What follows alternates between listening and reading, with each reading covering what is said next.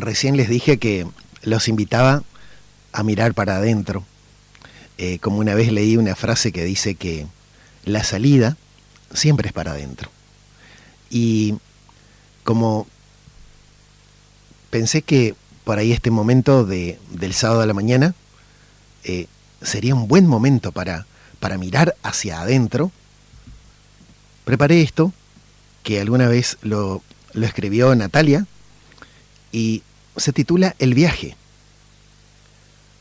Y dice, cada uno tiene su propio viaje.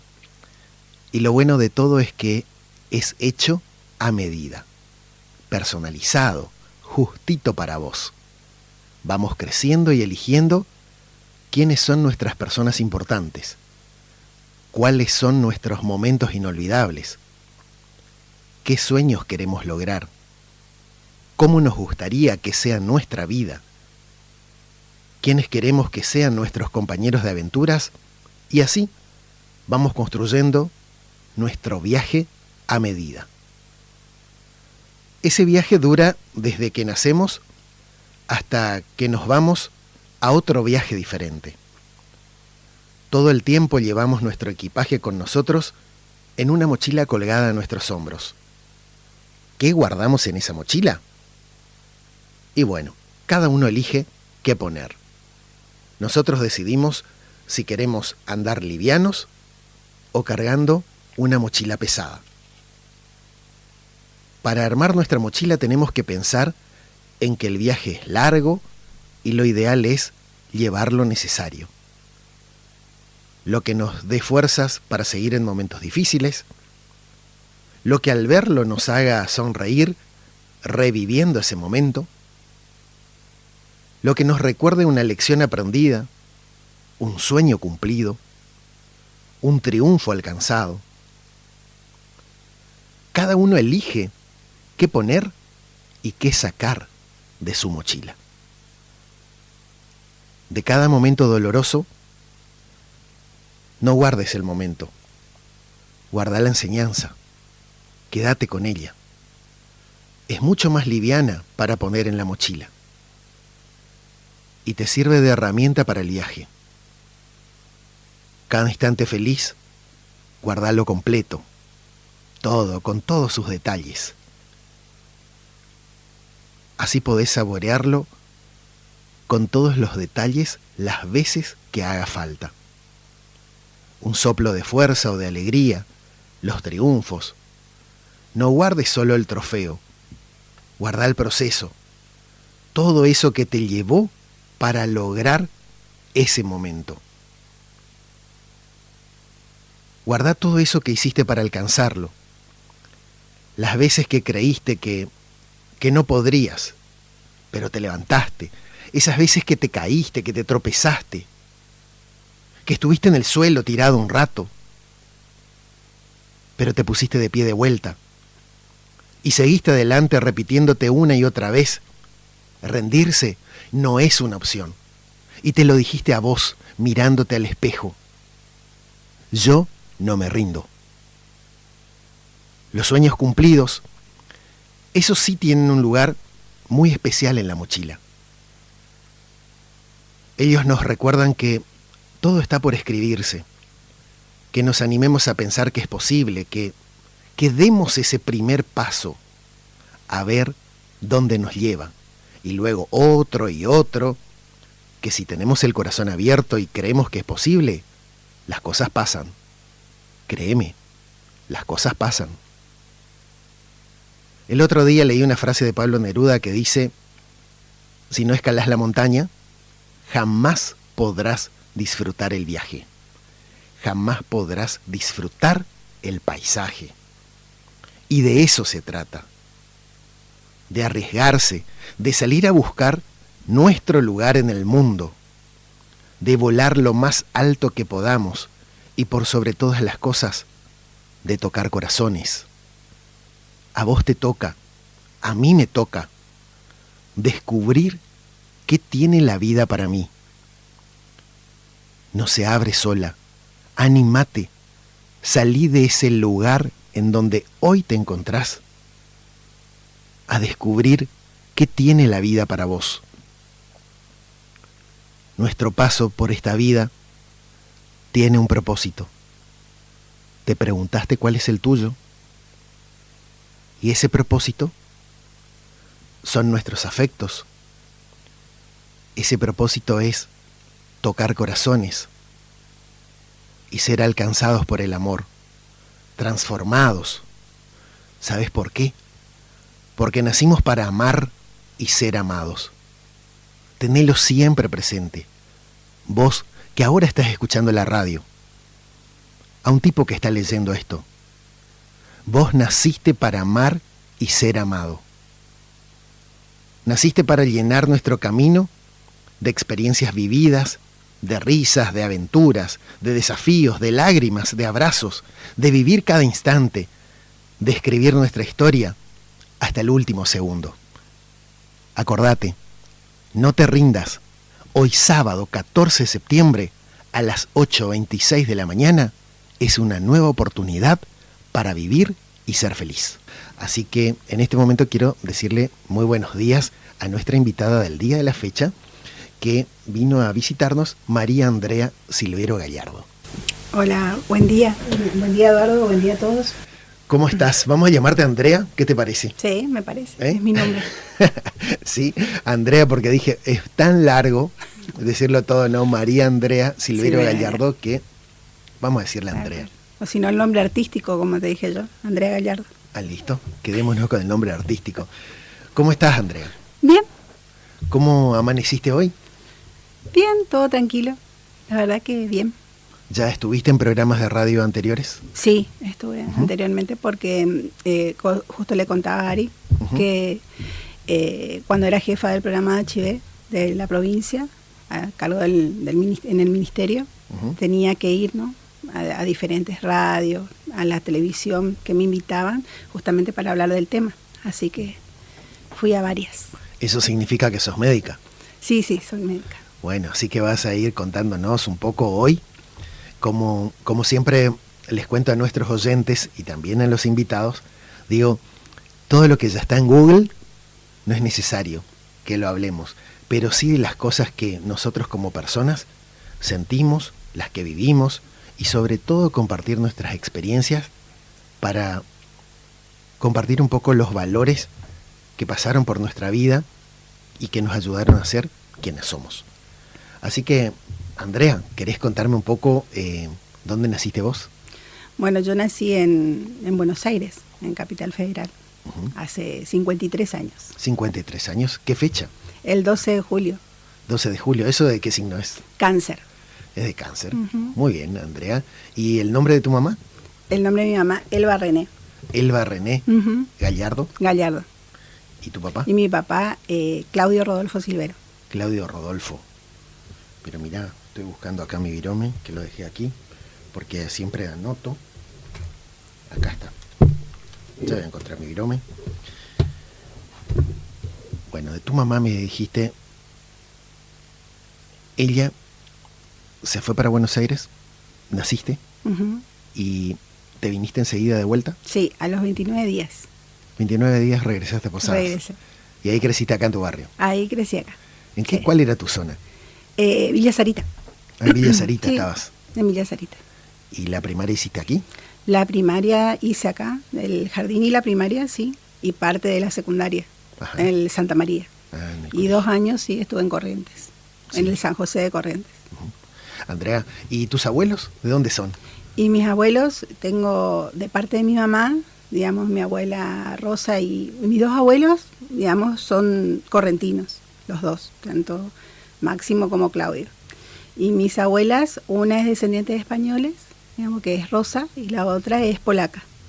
Eran sí, ambas.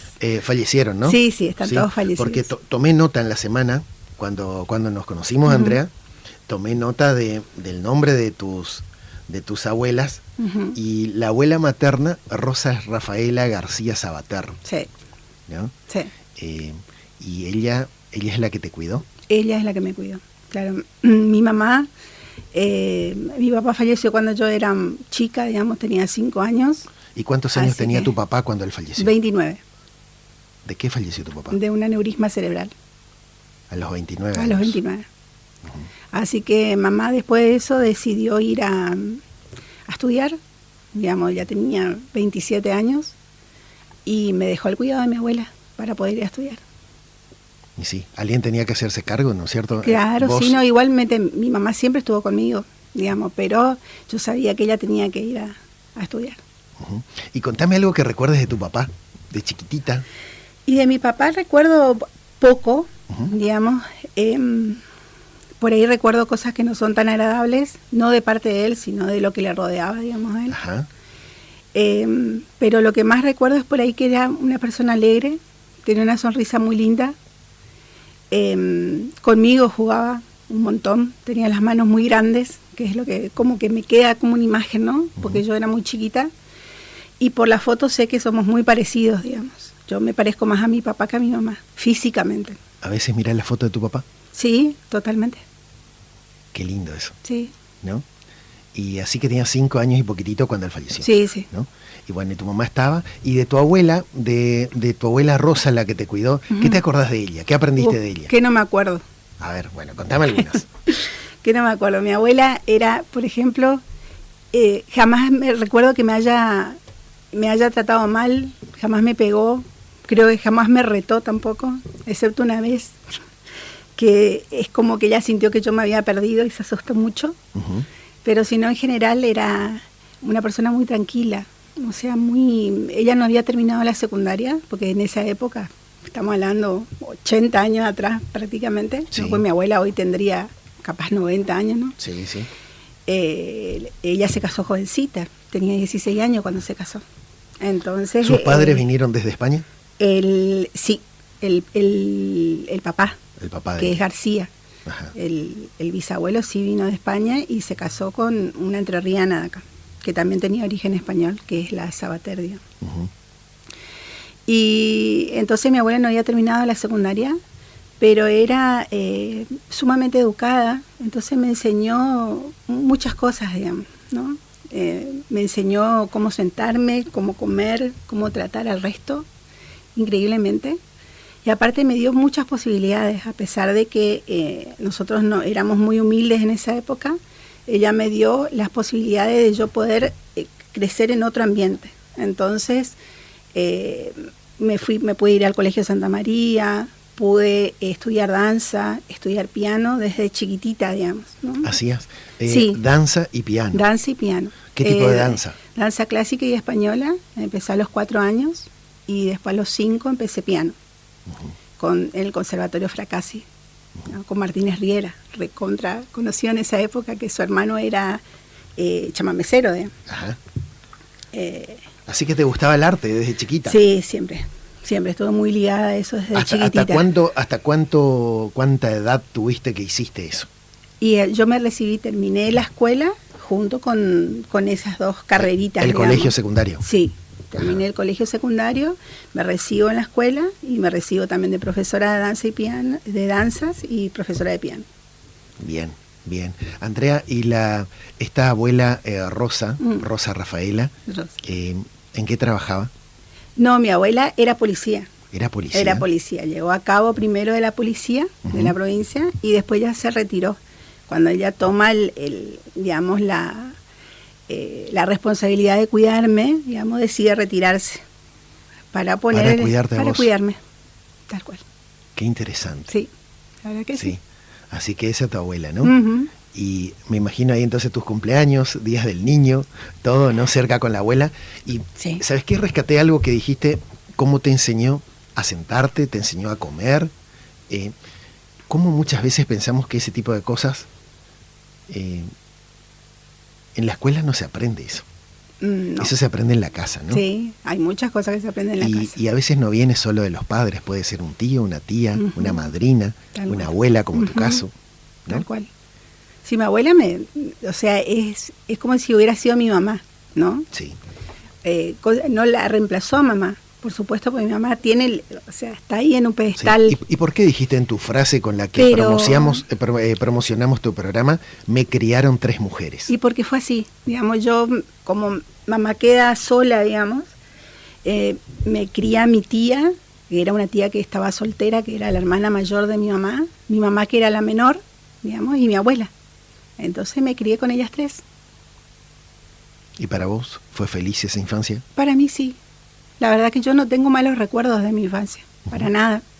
Por ahí la escuela fue más compleja, pues Sí. había complejidad en la escuela, no es que ahora nomás aparecían Un estas clima cosas. un poquito más hostil, Sí, ¿no? tal cual. Pero en mi casa, la verdad que en general, por ahí la misma cosa que uno se acuerda, ¿no? Viste que Sí.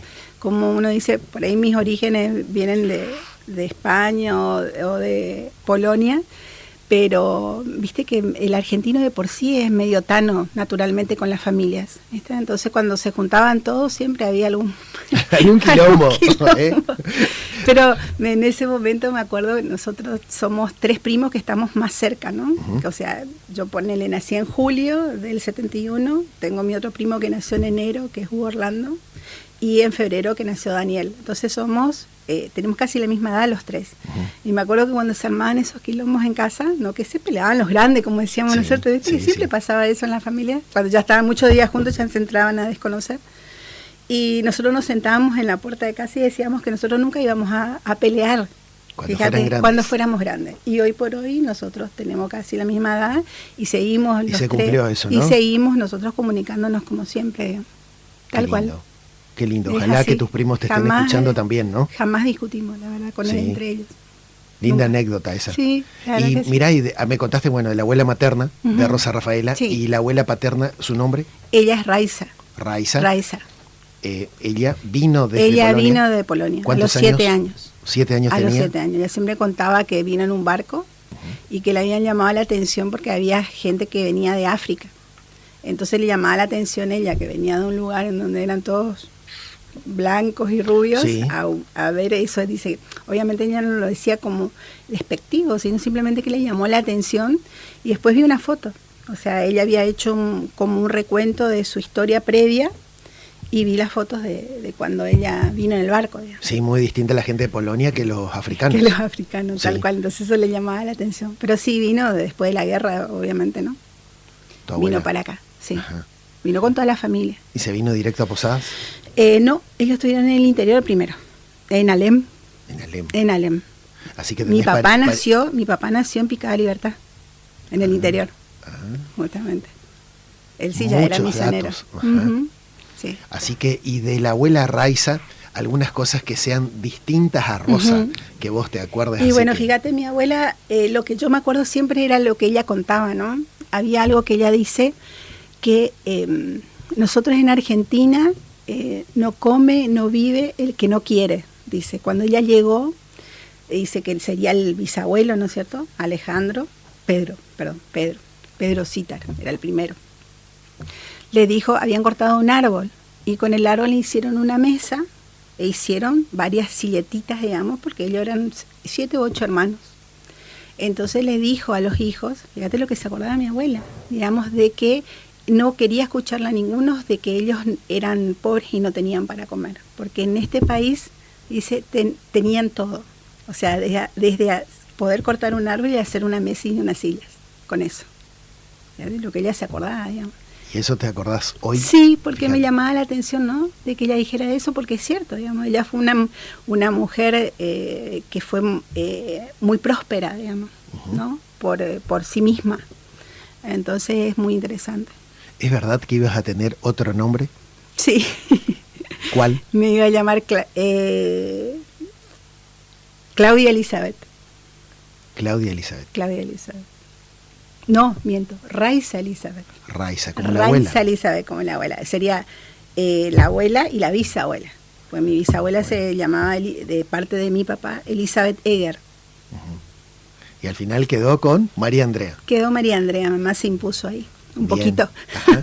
Y hablando justo de tu mamá, mirá, para hacer un vuelo así en la distancia, Sí. ¿no? Porque me contaste, ¿cuándo falleció tu mamá? Mi mamá falleció en el 97, fines del 97. ¿Ahí qué estabas haciendo vos? Estaba por recibirme de médica ¿Dónde? en Buenos Aires. Yo estudié en la UBA. Te estaba por recibir de médica y ¿recordás la fecha que falleció tu mamá? Sí, por supuesto. ¿Cuál? 29 de noviembre de 1997. Fin de noviembre. Ujú. ¿Cuántos años tenía ahí? Mamá, 47.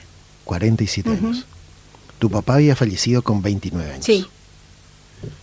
Ahí, 29 de noviembre del 97, tu mamá tiene 47 años, falleció, y vos te recibiste de médica, ¿qué día? El 18 de diciembre.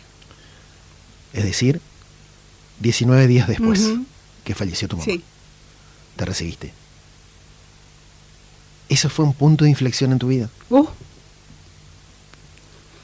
Ahí apareció una nueva Andrea. Totalmente. Tomé nota de eso porque cuando esta semana te conocí, Andrea, me impactó mucho todo eso. Y ahí tenías, según mis cálculos, 26 años, ¿no? Sí. En ese momento, cuando te pasó esto tan trágico. Sí. Y cuando nosotros aquí hablamos de resiliencia y de tropezarse y volver a levantarse, te diste cuenta que no es solo una poesía. No. Es tu vida misma, ¿no? Por eso elegí hoy esa reflexión. Porque yo me imaginé a tu vida como un viaje. De lo que vos habías compartido conmigo. Y quiero contarles a todos que a Andrea le pasó eso.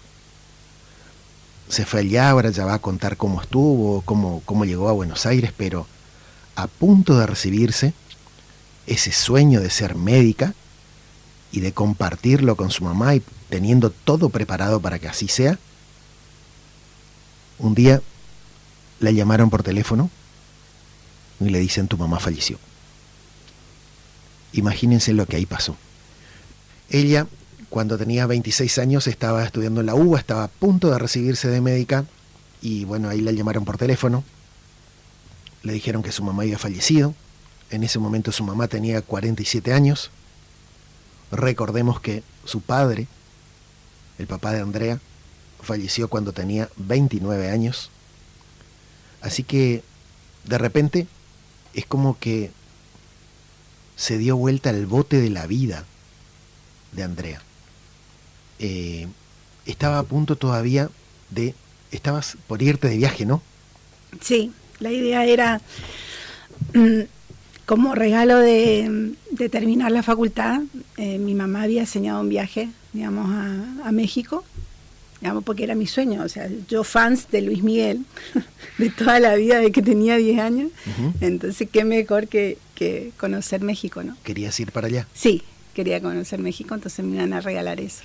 Y bueno, y nada, yo en ese momento tuve que tomar muchas decisiones, entre ellas di de baja el viaje, pedí la plata de vuelta, pues tenía que traer a toda mi gente para acá, digamos, porque estaba, como vos dijiste, se había organizado todo para cuando yo me iba a recibir. Mi mamá estaba justamente sola acá terminando cosas en la casa donde ella fallece, digamos, para recibirme y ella ir para allá, para la última materia, como era usado, acá también se hace siempre, toda la familia está para la última materia, digamos. Yo inclusive había dejado medicina legal para recibirme en honor a ella, digamos, ¿no? Porque mi mamá era abogada.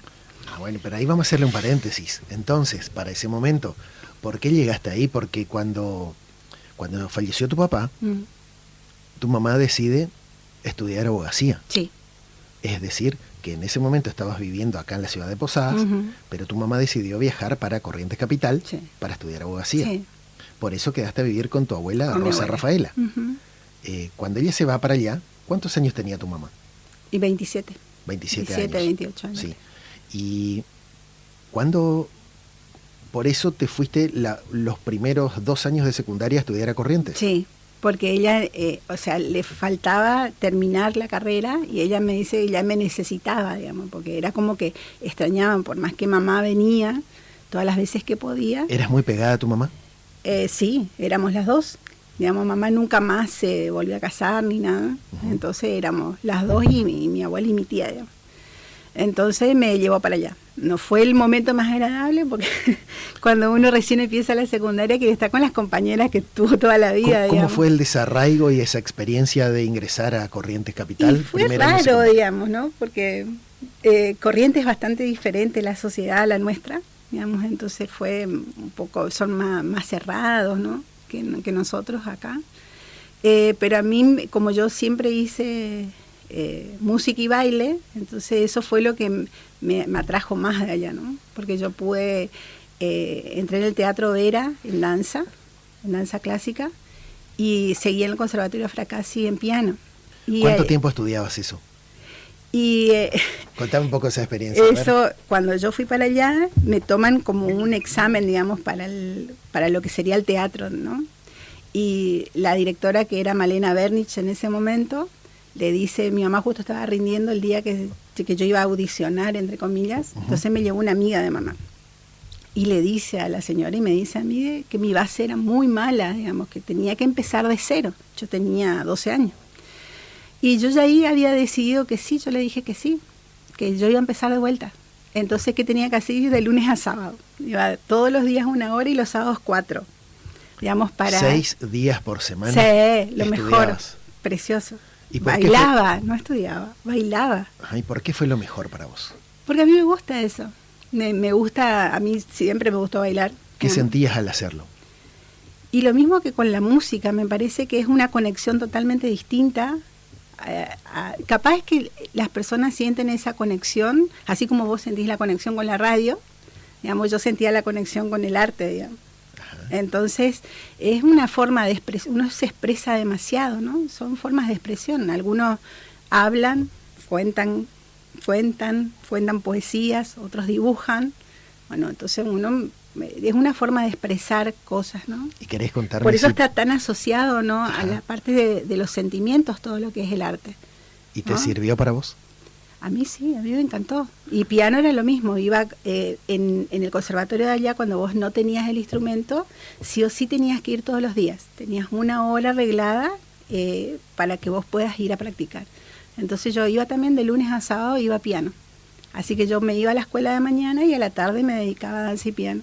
Así que eso fue lindo. Según lo que entendí, en la escuela no la pasabas muy bien el primer y segundo año. Más o menos. Pero tu refugio era danza y piano. Claro, ese era como mi mundo, digamos. Estaba mucho más cómoda ahí. Digamos. Plena adolescente, viviendo ese momento. Totalmente. Y ahí estuviste, bueno, para el tercer año regresaron a Posadas. Volví acá. ¿Tu mamá se había recibido de abogada? Sí, mamá se iba, terminaba. Ella se recibió, creo que junio por ahí, del 86. ¿Cuántos años tenía tu madre? 36 años. Así que más o menos 10 fue abogada. 10 años, porque ella trabajaba aparte. Ella trabajaba en el Consejo de Educación en Corrientes, para poder mantenerse, digamos, ¿no? Esas son cosas que contaba mi abuela. Tanto mi abuela como mi tía le ayudaron los primeros años, digamos. Entonces yo me acuerdo que le hacían como una, ¿cómo se llama? No es viandita. Cuando vos mandás una cajita a otro lado, una encomienda por mes, en donde le mandaban lo básico. Yo veía porque yo les ayudaba a armar esa cajita. Entonces le mandaban arroz, le mandaban fideo, aceite, sal, le mandaban picadillo, galletitas. Todo le armaban como una cajita y eso. Y bueno, y con eso mi mamá estiraba. La típica como estudiante bien estudiante. Ella vivía en una pensión y estiraba con eso. Y después empezó, ella era muy buena en matemáticas. Increíblemente hacía abogacía, pero era excelente en matemáticas, ¿no? Entonces enseñaba contabilidad y matemáticas para poder tener algo, hasta que consiguió un trabajo fijo que fue en el Consejo de Educación. Fíjate cómo se rebuscaba tu mamá, ¿no? Sí, no, mamá era, primero que mamá, ella yo creo, no me acuerdo si ella me lo dijo, pero yo creo que era lo que ella sentía, que la única forma de que nosotros saliéramos adelante y dar un futuro diferente era irse a estudiar, ¿no? En ese momento, viste que ahora por ahí la vida te dice algo distinto, que ahora los chicos, que fue un cambio que yo tuve que hacer con mis hijos, el pensarlo de que ya no es lo mismo, ya no se exige más ser abogado, médico, arquitecto, viste, como antes. Ahora los chicos trabajan a través de los medios, online, se cambió la cabeza, pero en esa época sí o sí vos tenías que ser tipo un profesional para que tu vida fuera más o menos diferente, ¿no? Entonces yo creo que mamá se fue a estudiar para eso, para poder, que de hecho, digamos, gracias a ese progreso, digamos, académico de mi mamá es lo que me permitió a mí, por ejemplo, de poder ir a estudiar a Buenos Aires, porque si no, yo creo que no lo hubiera podido hacer. Ajá, y ahí me dijiste recién, mis hijos. ¿Tenés hijos? Sí, tengo 2. Tengo un varón y una nena. ¿Y cómo se llaman? Maximiliana y Paula. ¿Maximiliano es el mayor? El mayor, él tiene 23 y Paula tiene 21. ¿Maximiliano está viviendo acá en Posadas? Maxi vive acá, vive en la casa al lado mío. Ah, mira. Sí, ahí vive. ¿Y Maxi está en pareja, Maximiliano casado? está en pareja, digamos, con Mayra, y me dieron una nietita. ¿A sus abuelas? Soy abuela. ¿Cómo se llama tu nieta? Se llama Kiana. Kiana. ¿Me contás algo del nombre? Sí, Kiana, o sea, Maximiliano, como Mayra, digamos, es así, él le asumió como que era parecía a Moana de la película, porque Mayra así es trigueña, tiene el pelo muy ondulado, entonces decía que su hija iba a ser igual que Mayra. Entonces salió que Kianita es la cara del padre, pero tiene unos bucles preciosos. Esa es la mejoría. Yo siempre digo, de generación en generación uno mejora, ¿no? Inconscientemente decía Mendel que uno busca una pareja para mejorar la especie. ¿Sabías eso? No. Inconscientemente dice que nos reconocemos con otro para traer a nuestro linaje, digamos, algo que va a mejorar a la siguiente generación. No lo sabía. Sí, eso decía Mendel. Entonces, digo yo, trajo los rulitos que tanto soñaba yo. Entonces, así que Kiana, está llena de bluquecitos. Kiana es tu entonces, nieta. Es mi nieta. Y entonces Maximiliano con Mayra eligieron un nombre que fuera de origen hawaiano, maorí. Entonces buscaron y este era el nombre Kiana, que significa diosa de la luna. Y está asociado a la generosidad y al hogar. Qué lindo. Sí. ¿Y pensás que por ahí Maxi puede estar escuchándonos ahora? La verdad que no sé que tenía que trabajar. Así bueno, que, pero sí sabía. Pero te quiere mucho, parece, ¿no? Sí. Fíjate vos que, escuchalo, lo que quiere decirte Maxi en este momento. Hola, ma. Quería pasar a decirte que nunca te vayas a rendir, que siempre persigas todo lo que son tus sueños, todos tus anhelos, que ambos conocemos, que jamás te rebajes por lo que la gente te vaya a decir. Siempre te lo dije y siempre vas a ser una excelente mamá, una excelente médica, como es que cuida y ama la salud de los demás, así como nos cuidas a nosotros. Yo sé que cuidas también a las personas. El bochazo ese que tenés, ¿sabe qué? Y nada más, quiero que sepas que te queremos mucho, que bueno, siempre yo te voy a apoyar en todos tus proyectos. Es más, siempre te digo, y para que hagamos esas cosas que siempre hablamos, y nada, siempre yo te voy a apoyar, ma, y siempre te voy a querer, siempre voy a estar para lo que vos necesites. Y nada, yo sé que vos sos muy fuerte y lo que los demás te digan, en vez de lastimarte, te tiene que hacer crecer más. Y nada más, nunca pares, ¿sí? Nunca dejes de ser como sos, nunca dejes de luchar, a pesar de todo lo que te suceda. Siempre fuiste una mujer luchadora y yo creo que eso en parte también es lo que me contagiaste a mí, de ser un papá que lucha también por todo, por sus sueños, por su hija, así como vos luchaste por nosotros también. Te quiero mucho y espero que siempre, siempre, siempre sigas siendo como sos. Te quiero mucho y espero que este audio te motive y después lo puedas guardar para vos. Te quiero más. Golpe bajo. Qué emocionante escuchar lo de Maxi. Y qué lindo regalo, Andrea, de que en vida poder escuchar esa expresión que decís vos de tu propio hijo, porque él es producto de lo que vos sembraste en él. Mirá lo que es, ¿eh? Ya había esta Kiana, la nenita de nombre de origen maorí, ¿sí? Diosa de la luna. Y bueno, ella escuchando algún día va a escuchar la grabación de este programa y Kiana va a decir, mirá, esa era mi abuela, ¿viste? Qué lindo. ¿Qué sentís ahora? ¿Y qué puedo sentir? Lo que Estoy sea. orgullosa de mi hijo, de mis hijos, de los dos. Digamos, cada uno yo estoy contenta del momento que estamos pasando, ellos se están desarrollando, se están independizando inteligentemente. ¿Y Paula dónde está ahora? Creo que eso es sumamente valioso, digamos, para la tranquilidad de uno como padre, ¿no? Paula está en Buenos Aires, está estudiando administración en la UBA. Está con 21. 21 años. ¿No?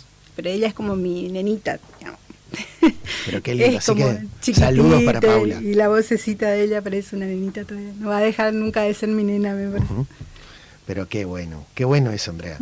Vos sabés que bueno, mirá cómo mezclé un poco las cosas, pero porque la vida misma es así, no es todo tan ordenado, porque esto viene, ¿no? Las cosas van ocurriendo, y porque ahí es como que quise marcar ese momento que te recibiste, después de cómo, antes un poquitito de que los primeros 2 años de secundaria, estuviste en Corrientes Capital, y bueno, cuando ibas a comenzar el 3er año de la secundaria, regresaron para Posadas, y bueno, estuviste acá, retomaste el Santa María, te recibiste en el Santa María. Sí. ¿Sí? Y bueno, y también te recibiste profesora de danza y profesora de piano, ¿no es cierto? Bueno, ahí te fuiste para estudiar a Buenos Aires. Sí. Pero mi pregunta, vamos un poquito para atrás. ¿Qué soñabas vos cuando eras nena? ¿Qué querías ser cuando fueras grande? Y yo siempre quise ser médica, digamos. En realidad primero empecé... Yo lo cuento naturalmente, sí. Eso. ¿Qué quisiste ser primero? En realidad primero quería ser veterinaria. Ah, porque yo pensé que no lo ibas a decir. A ver, ¿por qué querías ser veterinaria? Pero no soy la única, hay varios médicos que primero querían ser veterinarios. Sí, primero tocó el corazón la mascota, ¿no? La mascota. A ver. Entonces yo me crié con muchos animales. O sea, por eso digo, mi niñez fue muy interesante y a mí me gustó porque mi casa estaba rodeada de animales. Yo tenía gallinas, patos, ¿qué más tenía? Perro, gato, porque conejo. Vivías con tu abuela. Claro, y en la casa en Villa Sarita tenía un patio muy grande, entonces daba como para que nosotros tuviéramos muchos animales. ¿Todos esos animales estaban en Villa Sarita? Claro, pero estamos hablando sí, el año 45 años atrás. Bueno, pero a ver, ¿qué animales? ¿Patos? Tuve ¿Gallinas? pato, gallina, conejo, ¿cómo es? Perro, gato. ¿Aves también? Una vez me consiguieron una lechucita que quedó que había quedado huérfana, un caburé, precioso, qué animal hermoso. Qué lindo conocer tus orígenes, ¿viste? Sí, a mí me gustan mucho los animales, pero me pasaba que sufría mucho con los animales. Ajá. O sea, cada vez que fallecía, moría alguno de los animalitos, yo lloraba muchísimo. Entonces mi abuela me decía, me acuerdo que la abuela Rosa me decía que no tenía que llorar, que los animales son tan nobles que ellos dan su vida por nosotros. Que ponele que hubo alguna cosa que iba a pasar en la casa y que cuando muere un animal es porque le salva la vida a su dueño, digamos. Ella decía esas cosas, ¿no? Sí. Que uno se queda grabado cuando uno es más chiquitito. ¿Y ahí qué diferencia entonces marcaste después con yo, ser médica, digamos? La diferencia era que el animal no te puede decir lo que le pasa. En cambio, el ser humano tiene esa posibilidad, te podía contar lo que le pasa, ¿no? Y entonces era como que era más fácil, entre comillas, ayudarlo. Sí, ¿no? Vos querías ayudar. Y yo creo que creería que en parte sí, que es eso, que es ayudar. Digamos, no sé si es dar la salud en sí, porque eso es más difícil, ¿no? A veces no se consigue que la persona recupere completamente la salud, pero sí se puede estar, ¿no? Acompañar. Y en estos años de médica, mira, me hiciste hacer una pregunta que a veces sentís impotencia de no poder dar eso que quisieras dar.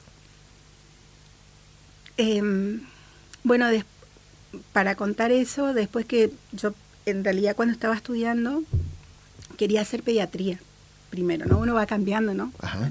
Siempre quise hacer cardiología, eso sí. Sí. Contame claro, tu experiencia. Siempre quise hacer cardiología y me preparé toda la carrera para ser cardióloga. O sea, estudié, lo que más estudiaba todo estudiaba, pero lo que más estudié era cardiología.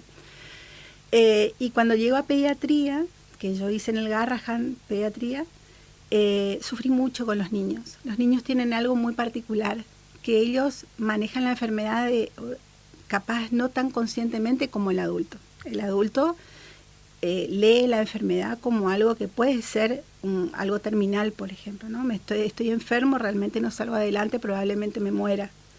En cambio, un niño no lo ve así. El niño sigue siendo niño a pesar de que está enfermo. Entonces vos veías, me acuerdo todavía yo que con mi memoria de elefante, me acuerdo de un niñito que tendría capaz 2 o 3 añitos, que estaba sentadito y respiraba muy mal. Entonces tenía una bigoterita con oxígeno. y nosotros lo teníamos que revisar. Yo ya estaba en un último año, ¿no?, de medicina. Es más, era la última materia que cursé. Y él quería jugar. O sea, no podía ni respirar, pero él te tiraba la pelotita porque quería jugar, ¿no? Y vi muchos niños con leucemia, que también es muy común, ¿no?, las enfermedades de la sangre en los niños, que estaban aislados, ¿no es cierto?, porque tienen que estar aislados para no enfermarse con las quimioterapias, y eso me hacía terriblemente mal, digamos. Entonces fue ahí donde yo decido no hacer pediatría, porque no lo iba a tolerar, no toleraba ver al niño así. Y después tuve amigas, compañeras que terminaron siendo pediatras, y el pediatra tiene otra cabeza. El pediatra, yo que no iba a ser pediatra, digamos, veía al niño enfermo. El pediatra ve al niño sano. Siempre ve en su cabeza, lo ve sano, no lo ve enfermo como lo veía yo, digamos. Y sufría yo, ¿no? Comprendo. Claro, entonces decidí, obviamente, por los adultos, y cardiología al final no hice porque me tuve que venir acá con la muerte de mi mamá. Fue lo que en ese momento pude hacer, digo yo, porque viste que es como un choque tan grosero. Y eso que estás diciendo, el choque tan grosero, a ver, solo para que entendamos, ¿cómo falleció tu mamá? Mi mamá en un accidente, ella se electrocutó. Bueno, eso, para que también sepamos, ¿no? Tu mamá falleció electrocutada. Todo eso, digamos, cómo ser indiferente en tu propia vida con todo lo que te pasaba en ese momento, ¿no?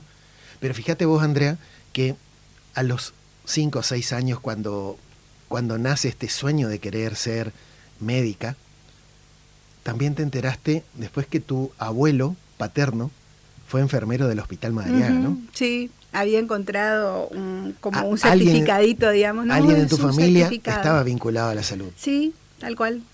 Increíblemente, sí, tal cual. Y bueno, así que te viniste después de médica. Bueno, hoy ¿qué especialidades tenés, Andrea? Y yo, primero, ya te digo que eso me fue llevando, como habíamos hablado, ¿no? Hay cosas como que te llevan de la mano. Y terminé haciendo clínica médica. Acá en esa época todavía no había las subespecialidades que hay ahora, ¿no es cierto? Porque en el hospital están todas las especialidades. En mi época no, estaban las básicas. Había clínica, ginecobstetricia, cirugía y nada más, porque inclusive traumatología empezó cuando yo estaba terminando la residencia. Recién empieza la residencia de traumatología, imagínate de esa época. Así que entré en clínica médica, que era lo más cercano. Yo, como había hecho la UBA, la orientación de la carrera es prácticamente clínica, digamos, ¿no? Desde cuarto año te dedicas a clínica, inclusive haces clínica quirúrgica, digamos, no haces cirugía en sí, digamos. Entonces empecé con clínica médica, termino clínica. En esa época vos tenías que certificar, tenías que rendir la especialidad. Ahora los chicos tienen como un convenio con la Sociedad Argentina de Medicina Interna, entonces ellos ya tienen la especialidad cuando terminan la residencia. Nosotros teníamos que rendir la especialidad en el colegio médico para tener el título de especialista, así que rendí al año, digamos, porque fíjate cómo los tiempos cambian, ¿no? Y que en esa época se tenía que armar la mesa, digamos, de especialidad para yo poder rendir la especialidad y ser especialista, por más la residencia que ya había terminado, ¿no? Uno de los requisitos era tener hecha la residencia, justamente. Y bueno, después de eso había empezado a trabajar con un oncólogo, haciendo el soporte clínico de los pacientes oncológicos. Entonces él me tira la idea de ir a hacer como un curso de posgrado que existía en ese momento, que se llama psico-oncología clínica y cuidados paliativos. ¿Y por qué decidiste hacerlo? Pasa que, a ver, una vez un colega, ¿no?, me dijo que yo era una todóloga, ¿no? ¿Qué es todóloga? eso? Era como que aprendí un montón de cosas y que no sabía en realidad nada. Eso es lo que yo sentí cuando me lo dijo. Ajá. Y yo lo veo diferente. Cada cosa que uno estudia, sobre todo siendo médico, te va sumando a tu experiencia como médico. Entonces, en ese momento, hoy Cuidados Paliativos tiene un servicio en el hospital, digamos, hay paliativistas dando vuelta por todos lados. El paliativo es el que ve no solamente el paciente oncológico, sino toda aquella enfermedad que puede llevar a una terminalidad.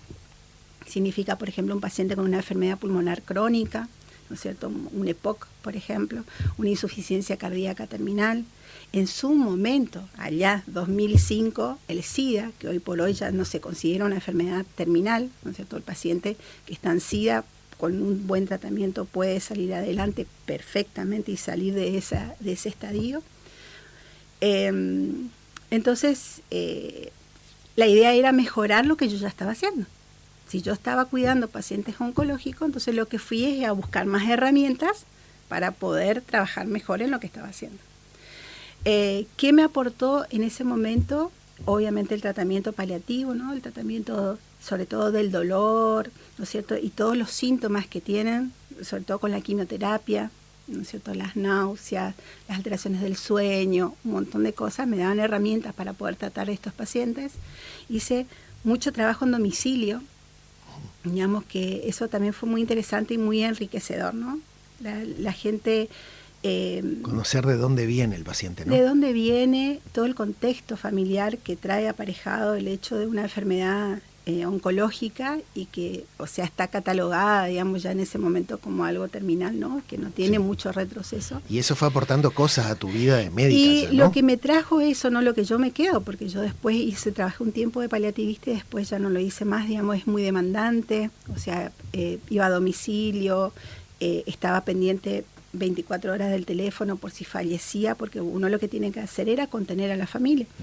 Entonces, si fallecía a las 3 de la mañana y te llamaban sobre todo, se desesperaban por qué hacer con esa persona que falleció en la casa. Entonces vos tenés que estar, le tenés que ayudar, le tenés que calmar, le tenés que tranquilizar, pues ya tratábamos de tener todo organizado para que no fuera traumático tampoco ese momento, ¿no es cierto? Sino que fuera algo más fluido para la familia, que es la que queda sufriendo, ¿no es cierto? Sí. Y entonces, una cosa que yo siempre, fíjate lo que me acuerdo, en 6º año, ya éramos todos casi médicos en la facultad. Entonces, en medicina legal hacíamos tipo de debates. Uno de los debates era si tratar bien al paciente y el manejo de la familia se podía aprender, ¿no? Y en ese momento nosotros, todos los genios que estábamos en 6º año, decían, no, lo que uno trae de la familia es lo que está. O vas a ser una buena persona desde tu familia, vas a ser una buena persona como médico con el otro, siendo profesional. Entonces, decíamos todos, y me incluyo, que no era factible aprender, digamos, a tratar al otro. ¿Cambió esa mirada? Y uno de los módulos de cuidados paliativos era comunicación. Entonces nos enseñaban todo lo que era lenguaje verbal, lenguaje no verbal, digamos, el tratar con la familia. ¿Viste algo de PNL? No hacíamos programación. ¿Comunicación asertiva? Pero comunicación asertiva sí. Entonces me dieron un montón de herramientas. En ese momento yo creo que de ahí yo aprendí a poder hablar mejor, digamos, con la familia, a tener otra llegada, porque ponerle un trabajo práctico era hacer el develar la conspiración del silencio, que se llama, que es cuando en la familia nadie habla de lo que está pasando, ¿no es cierto? ¿Y crees que es importante la comunicación con la familia? Por supuesto, es lo más importante. La familia entonces te enfocaste en eso. Claro, entonces eso fue algo que me sumó a mí como médica. Digamos, por más que después yo ya no hice más cuidados paliativos, a mí me quedó eso. Entonces me parece que todo lo que uno hace te va sumando. Si vos sabés seleccionar y aprendés, y algo te va a quedar a vos. Y también sos infectóloga. Sí, después de eso dije yo, bueno, algo me tengo que dedicar que sea un poco más, como más fino, digamos. Porque por ahí el médico clínico hasta ahora no está tan valorado, ¿no? Que siempre hablamos con los otros compañeros. Claro, viste que la clínica médica es como que es el que ve todo. Y dentro de las especialidades, ¿no? Como que no es lo mismo. El médico general es una cosa y el médico clínico es otra. Marcar las diferencias. Claro. Entonces, el médico clínico es el que está con todos los pacientes, en forma transversal. Es el médico que va a poner en condiciones a un paciente para ir a cirugía, por ejemplo, ¿no es cierto? Es un médico que, por ejemplo, va a hacer el soporte clínico de un paciente oncológico, ¿no es cierto? Entonces tiene muchas aristas el médico clínico, pero no tiene el mismo valor que un súper especialista que entra al quirófano, por ejemplo, siendo que el médico clínico está en forma transversal en todos lados. Entonces, en ese momento vos ya te das cuenta que vos como clínico no ibas a avanzar mucho más, ¿viste? Tenías como un techo. Entonces decido, porque por ahí yo también pasé por esa locurita digo, bueno, algo, porque uno piensa, ¿no? Entre más yo con familia y todo, tener algo que me llegue, me trajera más soporte económico, ¿no es cierto? Uno también piensa esas cosas Obviamente, cuando toma las vivir, decisiones, sí, obvio. Entonces pensé en mi cabeza, primero, digo yo, bueno, voy a hacer algo de estética. Y después yo pensaba entre mí, no puedo hacer eso. O sea, lo que habíamos hablado también, por ahí yo no soy muy de ir a la iglesia y eso, pero siempre le tuve a Dios presente en mi vida, digamos. Entonces yo le decía, era una falta de respeto. Digamos, Dios me dio una cabeza interesante y decía, yo no me voy a hacer estética. Tengo que estudiar algo más. Entonces, bueno, decidí hacer infectología. En ese momento no había muchos infectólogos, así que estudié infecto. Hice 2 años acá con una profesora que venía de la Universidad de La Plata y que fue la única vez que el Colegio Médico arma esa especialidad dentro del Colegio Médico. Y después me fui 2 años a Corrientes para tener la especialidad universitaria. ¿Y acá dónde trabajaste la mayor parte del tiempo? ¿Cómo empezaste? Y nosotros en tercer año de la residencia nos dan la posibilidad de entrar a trabajar en el privado, con autorización de nuestros médicos de planta, por supuesto.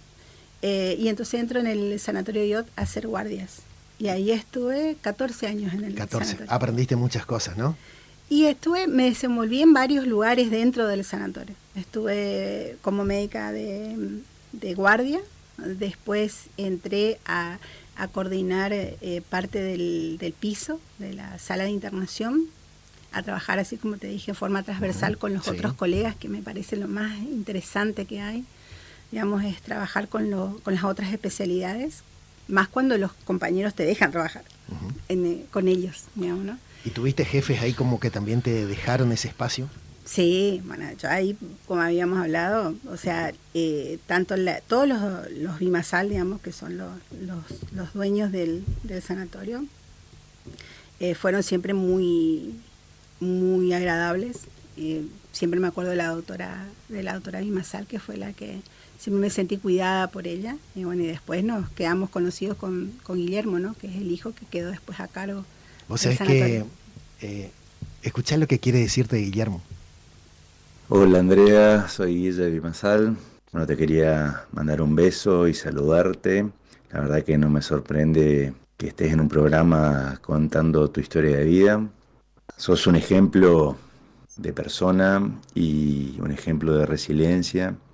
Desde muy joven tuviste muchos obstáculos, los cuales sorteaste increíblemente. Creciste no solo como persona, sino como profesional.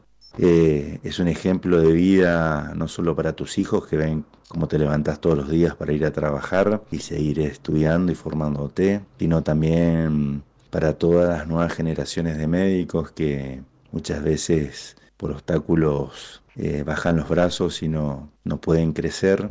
La verdad, voy a estar eternamente agradecido que me acompañaste en un momento de transición dentro del sanatorio, donde mi mamá empezaba a dar un paso al costado y yo me empezaba a hacer cargo por otro tipo de dificultades. Y la verdad que siempre estuviste a mi lado y me diste una mano. Y ahora que pudiste crecer y hiciste tu propio camino, tenés un lugar importante dentro del hospital escuela, siempre me das una mano cuando se puede y podemos trabajar juntos en confianza. No con muchas personas se puede lograr esto, este tipo de trabajo en equipo, si se quiere decir. Pero bueno, básicamente te quería mandar un beso enorme, que estoy eternamente agradecido por todo lo que nos diste y nos seguís dando. Y para lo que necesites, siempre voy a estar para vos. Te mando un beso enorme. Guillermo Bimasal. Gracias, Guillermo. No sé, si querés agregar algo, ¿qué decir? Me estás matando. Nada, ¿qué puedo decir? Es así como dice Guille, digamos. Son esas personas que que uno va dejando, entre comillas, en el camino, que uno sabe que están. Yo sé que él está ahí y yo creo que él también sabe que yo estoy acá. ¿Es un grupo preferido por vos? Sí. ¿Sí? ¿Te gusta el grupo de los coreanos? Sí, justo a Ari le contaba que, o sea, yo tengo muy marcadas ciertas cosas, ¿no? Entonces una fue Luis Miguel, que me gustó desde los 10 años, digamos. Cuando a nadie le gustaba, a mí me gustaba Luis Miguel. Me encantaba la voz de él. Obviamente después terminó siendo lo que es, ¿no? Luis Miguel. Sí. El segundo fue Freddie Mercury, digamos, que fue una tristeza que falleciera, ¿no? Cuando todavía el cóctel del HIV no estaba en el mundo. Así que se nos fue Freddie. Y después me gustaron muchas otras músicas, digamos, pero ahora lo que más me tocaron fueron este grupo, digamos. Este grupo lo escuchaba mi hija, digamos, en particular. A mí siempre me llamaban la atención los asiáticos, eso le contaba a Ari, no es la primera vez, yo ya había estudiado chino inclusive. Justamente porque me llamaban la atención desde siempre, te estoy hablando de mucho más chica, ¿no? De ahora. Y bueno, y ahora vino toda esta ola, ¿no? ¿Estudiaste el idioma mandarín? Sí, chino mandarín. Chino mandarín. No lo sabía. Sí. Algo más que estamos agregando chino a la historia, mandarín. ¿No? Y me gustan por ahí los idiomas y eso le hace bien a la cabeza también, ¿no? Ajá. Dice que una de las mejores cosas para evitar la demencia senil y todo el deterioro cerebral es estudiar cosas nuevas y entre ellos lo más complejo son los idiomas, digamos, como que te activan todas las áreas del cerebro. Qué bueno. Yo empecé a estudiar chino, que hice 6 niveles. Y bueno, y ahí entré como todo el mundo, digamos, en el mundo coreano. O sea, nosotros ya estamos con mi hija, como decimos, en un nivel superior en el cual sabemos distinguir quién es japonés, quién es chino y quién es coreano. Ajá. ¿Ya? Y bueno, ahí le empecé a escuchar a ellos, ¿no? Y la verdad que no solamente son excelentes artistas, digamos, tienen una voz fantástica, cada uno de ellos por separado, sino es el mensaje que mandan con sus canciones, ¿no? Ellos cuando recién empezaron eran por ahí más comercial, ¿no? Que eran... ¿Y ahora? Y después hubo, a partir de más o menos el 2018, por ahí, ellos empezaron 2016. En el 2013, en el 2016 empiezan a sacar otro tipo de canciones, las cuales contaban sus experiencias sobre todo, porque les fue muy duro a ellos arrancar, ¿no? Entonces, el mensaje principal que ellos mandan es amate a vos mismo, así como sos, digamos, porque vos sos importante, porque vos sos una estrella, que sos importante en el cielo. Entonces tienen canciones preciosas, la verdad que muy lindas y las voces de ellos fantásticas. Entonces me gustan, me divierten, me alegran. Sí, con B larga, BTS. BTS, es Bangtan Soyandan, sería en coreano. Bangtan Soyandan, que es a prueba de balas, chicos a prueba de balas. Así. Ese es Gracias, Andrea, gracias porque estoy aprendiendo eso, gracias. Mirá, también quieren saludarte. Hola Edu, buen día. Natalia Novak y Payo Pereira presentes. Un mensaje muy especial de Natalia Moyano, hermoso programa y hermosa historia. Acá tomando unos mates y madrugando para escucharte, me dice Natalia Moyano. Qué lindo. Y ¿sabes quién? ¿Sabes por quién estás acá que alguna vez me dijo tu nombre? Guadalupe Sánchez. Bueno, Guada dice: hola Eduardo, felicitaciones por el programa de hoy. Saludos a Andrea. Me alegra que a través de ella la gente pueda conocer ejemplos de mujeres fuertes. ¿Sí? Así que muchas gracias, Guada. También acá está así con nosotros Andrea. Y bien, compartiendo esto, mirá, más mensajes de nuestra gente que nos sigue escribiendo, 3764-367262. Hola, buenos días, Edu, disfrutando con tu amigo Nos Mates y escuchando la radio. Saludos. Lidia me manda un mensaje, muy bien, muchas gracias también. Así que acá estamos. A ver, un repaso muy rápido, pero Andrea Gallardo nació en Buenos Aires, estuvo 29 días allá, vino para acá, su mamá estaba con ella hasta los 47 años que falleció, su papá falleció a los 29, Andrea se recibió de médica a los 26 años, hizo médica, como es clínica médica, hizo psico-oncología y cuidados paliativos. Y cuidados paliativos, es infectóloga y Después ahora nos va a contar un poquito cómo se volvió docente en la UCAMI, por qué la docencia es importante, vamos a escucharla, pero también, sobre todo, se metió en el tema del canto. Recién nos contaba que estudió otro idioma, estudió el chino, me decía. ¿Y por qué? Porque activa áreas del cerebro estudiar otros idiomas. Lo estaba contando que lo hizo 6 niveles con toda esta banda, BTS, ¿sí? Explicó chicos a pruebas de bala, pero eso lo del canto y de lo de la expresión, porque ella es profesora de danza y de piano. Hoy le preguntaba, a propósito, si para ella fue importante la expresión. Me dice totalmente. La razón de ser de la vida de ella, es más, en algún momento fue el refugio de su vida mientras estudió parte de su secundaria en la provincia de Corrientes. Pero hoy, ¿estás haciendo algo de canto, Andrea? Sí, intenté hace 1 año y medio, en realidad intenté varias veces cantar, más o menos a los 15. No siempre en la primera funciona, ¿no? No. A los 15 años me di cuenta que podía cantar, para empezar, digamos. Cuando me fui a Buenos Aires había empezado a estudiar canto con un profesor que era del Colón, pero mi mamá quería que yo me enfocara en los estudios, entonces era o cantar o estudiar. Entonces tuve que enganchar el primer año de la facultad primero para que ella me autorizara a estudiar canto. Entonces tuve que hacer ese esfuerzo ya. Y de ahí estuve aprendiendo canto, estuve en el coro de la facultad, que era muy lindo, con el director era Eduardo Scholz, se llamaba, que cantábamos música clásica en diferentes idiomas, digamos, desde latín, francés, inglés antiguo, era muy, muy lindo lo que cantábamos en ese momento. Y después, bueno, vine para acá y yo sentí por lo menos que cuando falleció mi mamá se me fue la voz. Yo no podía cantar, porque intentaba cantar y se me hacía un nudo en la garganta. Eso me llevó casi 7 años, hasta que me quedé sin voz realmente, digamos. Entonces yo trataba de decir algo en una reunión, en algún momento, algo que fuera, que yo tenía que defender una postura, por ejemplo, y me quedaba completamente afónica. Así que busqué ayuda.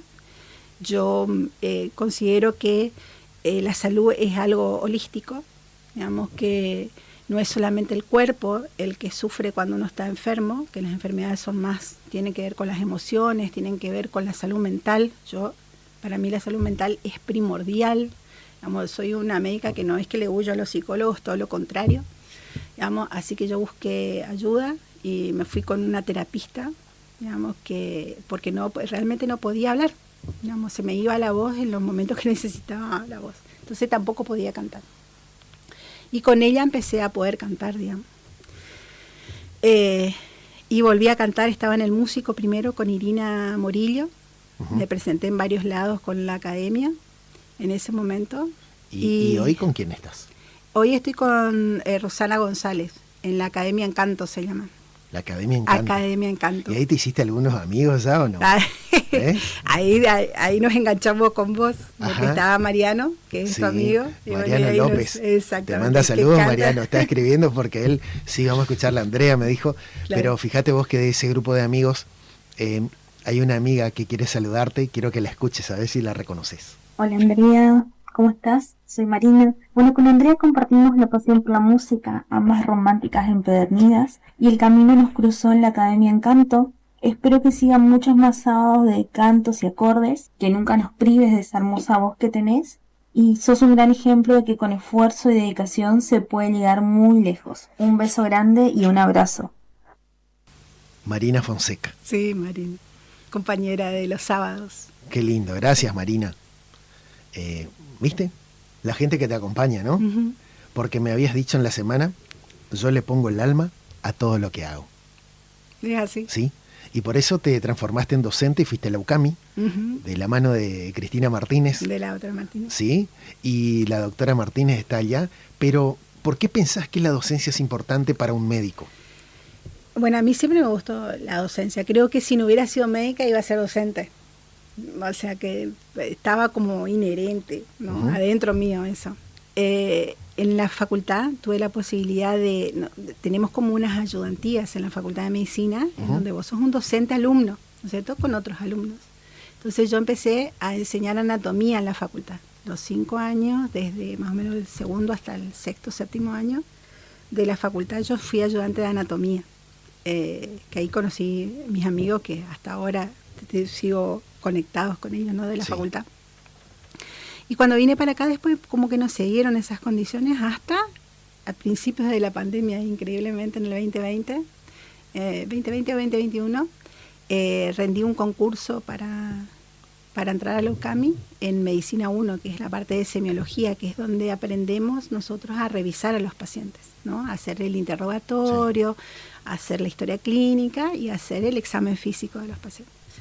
Entonces me gusta, a mí, por ejemplo, anatomía había elegido porque era como el momento del inicio nuestro, ¿no es cierto? Anatomía y histología son las primeras materias, y vos ahí, ¿qué me acuerdo de mis alumnos? Todo ese amor que vos después no lo ves, ¿eh? A veces el médico se va olvidando en el tiempo de por qué entró a ser médico. En cambio, en ese primer año están los chicos, todos están con ese amor, dice, yo entré acá para ser médico, para salvar vidas, ¿no? Está totalmente copado con eso en primer año. Uh-huh. Tercero es otro clivaje, ¿no? Porque ahí se ponen en contacto con el paciente. Entonces nos ponemos, porque yo también estuve en ese momento. Uh-huh. Entonces es tan importante entregarle ciertas herramientas en ese momento, ¿no? Porque ese va a ser su primer contacto y el futuro contacto con ese paciente, digamos, de cómo lo va a tratar, ¿ya? Entonces, yo creo que la docencia en la medicina, en todo es importante, pero en la medicina en particular es importante la transmisión, ¿no? La experiencia del otro.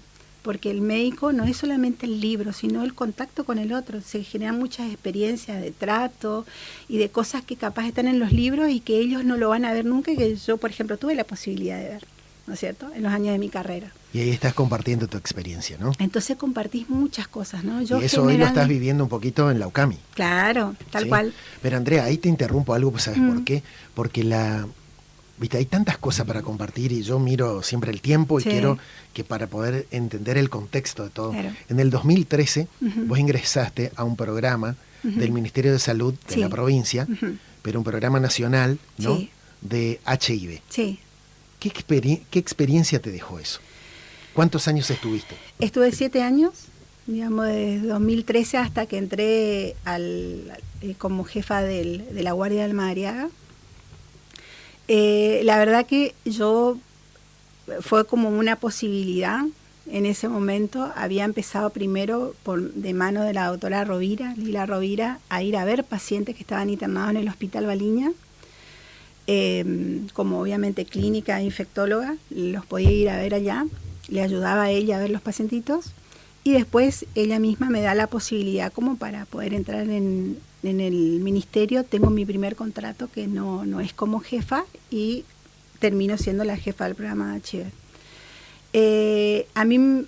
A ver, ¿qué me llamaba la atención de eso? En ese momento los pacientes con VIH estaban muy discriminados, digamos, ¿no? Todavía sufren un poco de eso, pero en ese momento había mucha discriminación realmente, al punto inclusive que ellos se atendían solamente en un lugar, que era en el Hospital Baliña, que no es un mal hospital, pero es un hospital de nivel 1. Todos los hospitales son de diferente nivel, ¿no es cierto?, de complejidad. Uh-huh. Y el paciente con VIH y en SIDA es un paciente que necesita una alta complejidad, no es un paciente para un nivel 1. Entonces ellos, como era el espacio que habían podido ganar en ese tiempo, era el lugar que ellos creían que era para ellos. Entonces ese fue, creo que una de las cosas que en mi cabeza quería cambiar, era el hecho de que ellos tenían que tener la mejor atención, y la mejor atención en la complejidad de la enfermedad era estar en un nivel 3. Entonces esas cosas se tuvo que cambiar, digamos, un poco la mentalidad de todos, ¿no? Tanto del sistema como de los pacientes, para que pudieran aceptar eso. Eso fue muy interesante, se trabajó muy bien en ese tiempo, hicimos muchas cosas. Te dio mucho rodaje esos 7 años, ¿no? Sí, la verdad que a mí lo que me ayudó sobre todo, sí, por supuesto que sí, siempre se crece como persona, sí. O sea, no creo que uno ni se estanque ni vaya para atrás, digamos. En realidad siempre, si uno está atento a lo que la vida te va ofreciendo. ¿Viste lo que acabas de decir, Andrea? Pero te acordás que la vez pasada, esta semana cuando nos conocimos, te decía, yo reparaba en algunas palabras. Claro. No me puede decir eso, sí, claro, puede decirte. Claro. ¿Sí? puede, digamos. Ahora, como viste que lo que acabas de decir recién, ¿no? Claro. Si uno está atento, Claro. dijiste, ahí no se estanca. Claro. Ahora, si vos no estás atento, ¿qué pasa? La vida te va pasando. Te va pasando. Y es como comer y tragar nomás, no degustar lo que estás comiendo, Claro. ¿no es cierto? Sí. Ahora, cuando estás atento, es distinto, vas creciendo y uno siempre crece como te pasó a vos. Fíjate este mensaje que, por ejemplo, envía Adrián Vázquez, que estuvo hace una semana sentado aquí. Adrián dice, buen día, excelente programa, excelente historia. Aparece una vez más que el arte cura y salva, como la medicina. Abrazo para vos y saludos a la doctora Andrea Gallardo. Ay, muchas gracias. Adrián Vázquez. Gracias. Gracias, Adrián. ¿Sí? Por eso que estás contando vos, Andrea. Y yo pongo especial énfasis en eso porque a vos te hizo crecer mucho como doctora y porque quisiste crecer también. Sí. Todo No, el la verdad tiempo que quisiste aprender, ¿no? fue una decisión estar ahí. Sí. La verdad que no me arrepiento para nada. Me permitió no solamente tener contacto con los pacientes, así, digamos, tuvimos un hermoso grupo de trabajo, como que primero fue cambiante los 2-3 primeros años y después como que nos estabilizamos y fuimos el mismo grupo de trabajo y la verdad que hicimos un montón de cosas. Tenía la libertad, ¿no es cierto?, de poder viajar. Viajaba al interior, hicimos mucho trabajo en el interior, inclusive trabajamos en la Triple Frontera. Entonces todas esas cosas me hicieron conocer también las realidades dentro de la provincia, Sí, que sí. no es lo mismo, digamos, estar en el hospital escuela que estar para decirte, a ver, en el hospital de Jardín América o en el hospital de Roca, ¿no? Sí.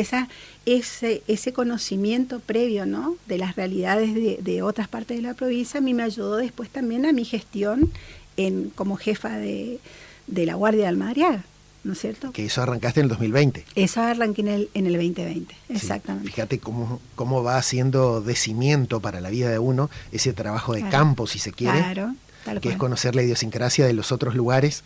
Entonces comprendés cuando viene un paciente derivado de otra localidad. Claro, ¿por qué estás lo derivan? entendiendo. Sí, ¿Por qué lo ¿por derivan? qué lo derivan? Claro. Y ahí, como yo te había dicho, viste que a mí me gusta por ahí estudiar o adentrarme un poco en lo que estoy haciendo. En ese momento lo que yo empiezo a hacer es gestión en salud, ¿no es cierto? Ya no era tanto asistencia, por más de que yo Sí. hacía consultorio de infectología de HIV, también tenía que gestionar, digamos, cosas, gestionar eventos, gestionar testeos, Sí. un montón de cosas que teníamos que cumplimentar como programa para el ministerio. Entonces me permiten hacer la especialidad en gestión en servicios de salud en el Instituto Misionero de Estudios Superiores, digamos, así que eso también fue algo que fue sumando, ¿no? Que te dan un montón de herramientas estadísticas, indicadores de salud. Sirve ¿no es cierto? mucho para Claro, manejar obvio, datos para la y todo, gestión, sí. exactamente. Entonces ahí termino, yo ya trabajaba, digamos, en la guardia como infectóloga, y bueno, y por ahí surge mi nombre como para ponerme a cargo de la guardia, y bueno, y terminé siendo elegida para estar ahí. Fíjate que, mira, anoté un O montón sea, de la cosas. elección es mutua, ¿no? Te eligen y vos después Sí, das decidís si sí decisión, o ¿no? ¿no? Tal cual. Pero también cuando vos decidís, dijiste, cuando tomo una decisión, no vuelvo atrás. No, o sea, Bueno. yo pienso mucho las decisiones. Yo creo que uno no hay que ser arrebatado, ¿no? Porque si no, en el arrebato por ahí uno puede o lastimar a alguien o hacer algo mal, digamos. Entonces uno tiene que pensar bien. No está mal cambiar, no está mal dejar algo para hacer otra cosa, digamos. ¿Sentiste eso pero que no está mal cambiar? No. Y me ayudó, aunque vos no creas, Te creo. digamos, el hecho, por ejemplo, de tomar la decisión de irme de Liot, digamos, que fue mi casa 14 años, es un montón de tiempo. Totalmente. Estar en un mismo lugar, ¿no es cierto? Y tomar la decisión de irme de ahí fue fue interesante. Dije yo, se puede, y es como que se te van abriendo, digamos, las puertas y se te abren los caminos, digamos, para que las cosas sean diferentes y mejores. A mí me impactó mucho cuando te conocí, Andrea, en la charla de esta semana, aparte de tu apertura, de la confianza,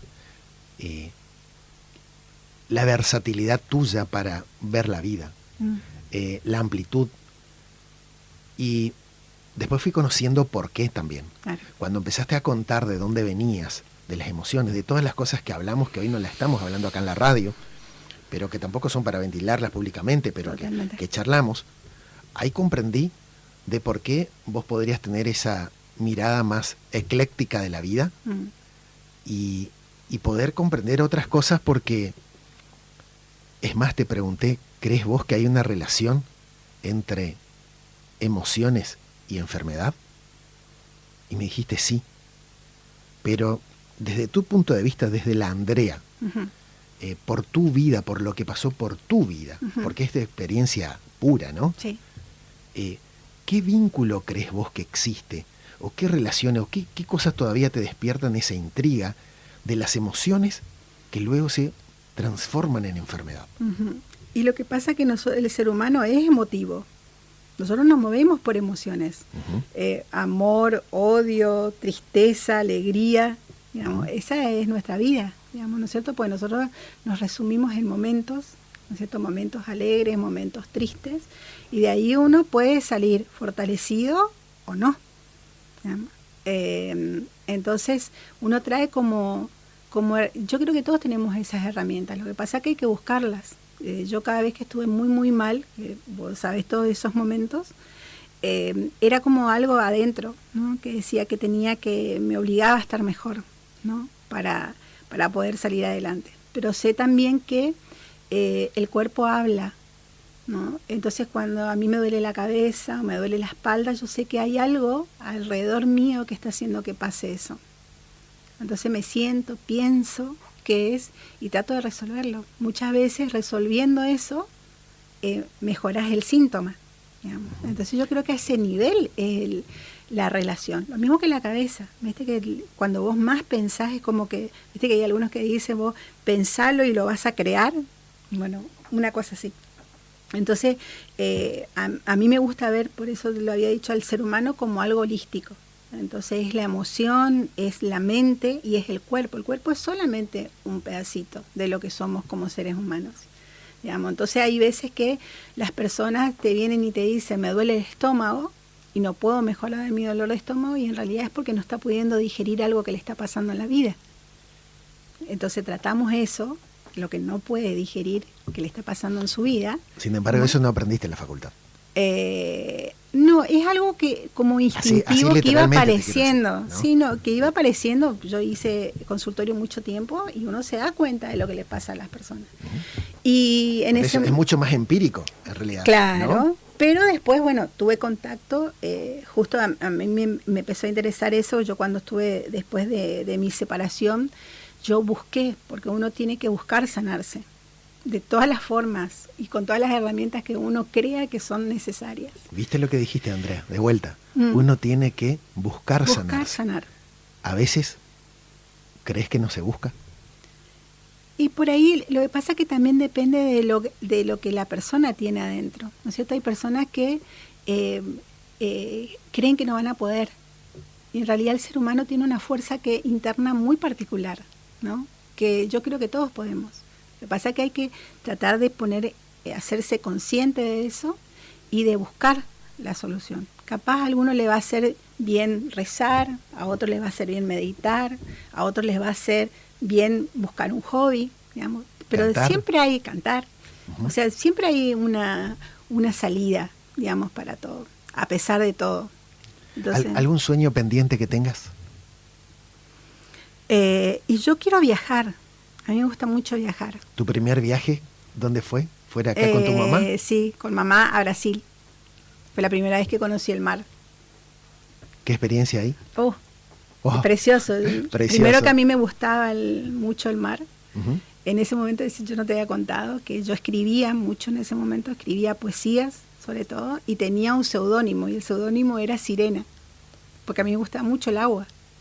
Entonces para mí conocer el mar fue precioso. La verdad que fue. ¿Se te ocurrió escribir un libro? En algún momento. Algo de eso también anda por ahí dando vuelta. En algún momento va a salir seguramente. Va a salir, sí, ¿no? Sí. Cuando tenga que, va a salir. Vos sabés que, Andrea,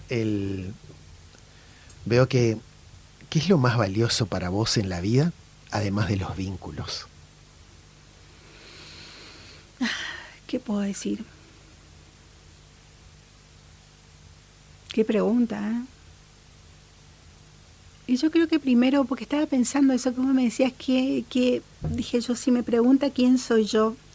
Y la verdad que lo último que pensé era médica, ¿no? ¿Quién sos vos, Andrea? A ver, pensé justamente, eso. Creo que, o sea, tiene que ver con los vínculos sobre todo. Creo que soy y fui nieta, hija, sobrina, amiga, madre, esposa, compañera, así por decir, ¿no? Compañera en el sentido de acompañar a otros, porque por eso te dije, muchas veces no pude sanar a la otra persona, pero el hecho de acompañar, de agarrar la mano, de estar, me parece que también es importante. Totalmente. Y por último puedo decir que soy médica, ¿no? ¿Viste? Hasta cantante. Sí, más vale. Andrea, viste que estamos llegando al final. Uh-huh. Quisiera saber yo, ¿cómo te sentiste hoy en este programa de Algo que Contar vos? Me sentí bien, pero me diste muchos golpes bajos. La verdad que no esperaba escuchar ciertas voces, ¿no? Entonces fue interesante. Mi hijo, que él pudiera expresar eso es fantástico. La verdad que después de muchas cosas que pasamos, digamos, como familia, que él pueda decir eso de mí y de él sobre todo, es fantástico. Hermoso recuerdo va a ser, ¿no? La verdad que sí. Qué lindo, viste cómo hoy la vida te abrazó y te dije, Andrea, como entras acá a las 8, vas a salir distinta. Y realmente esa magia se produce, Andrea. Y se produce cuando uno está dispuesto a que eso suceda. Uh-huh. ¿No es cierto? Cuando uno se relaja y confía, hoy va a pasar. Y pasa. Y va a pasar todas las veces que sea necesaria, ¿no? Así que yo estoy muy agradecido. No, gracias. De verdad, Andrea, por todo ese compartir, la generosidad. Fíjate lo que movilizó en la gente, lo que nos escribieron, a quienes nos enviaron los audios. Todas esas cosas lindas que pasan en el programa, porque así como nosotros por ahí compartimos esto, por último, iba a decirte que si vos haces un repaso hoy de tus 53 años y tendrías que decirme 2 valores para elegir, puede ser 2 o lo que vos quieras, pero ¿con cuáles te quedás que aprendiste de tu abuela, de lo poquito que estuviste con tu papá, de lo poco que estuviste con tu mamá, o mucho quizás? Porque a veces puedes estar toda la vida y nada, a veces puedes tener un rato, puedes tener un viaje y en 2 horas pasar un montón de cosas. Para vos, ¿qué valores te quedaron para tu vida en estos 53 años? Y si tengo que decir 2, amor y perseverancia. Sobre todo. Después, bueno, hay otro, verdad, lealtad. Algo que le quisieras dejar un mensajito a todos nuestros oyentes que hoy escucharon tu historia, de lo que a vos te quedó después de todo lo que pasaste. Como dijo también Guillermo, la resiliencia, qué importante en ella, pero algo que te quede como un mensaje para la gente. Y yo creo que no se den por vencidos nunca. Digamos, la vida tiene muchas cosas. Tiene muchas cosas. Y se nos va la voz, ¿no? Sí. Como que se nos fue el programa también. Qué hermoso, qué día tan emocionante. Gracias, Andrea, de todo corazón. A ustedes. ¿Sí? Gracias. Los abrazo a todos. Gracias por acompañarnos